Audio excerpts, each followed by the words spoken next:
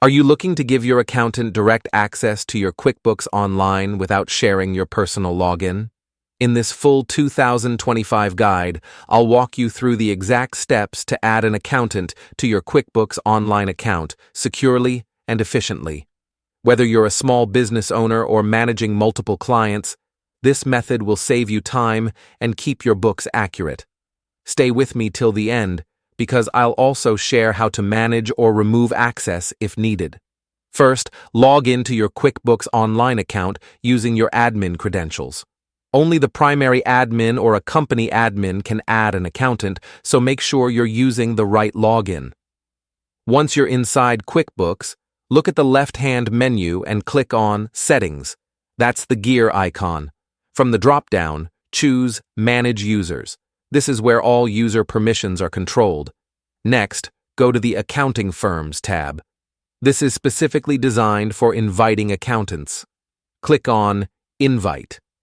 A form will pop up asking for your accountant's name and email address. Enter their details carefully. This email should be the one they use for their QuickBooks accountant account.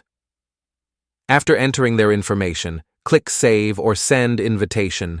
QuickBooks will send them an email invite immediately.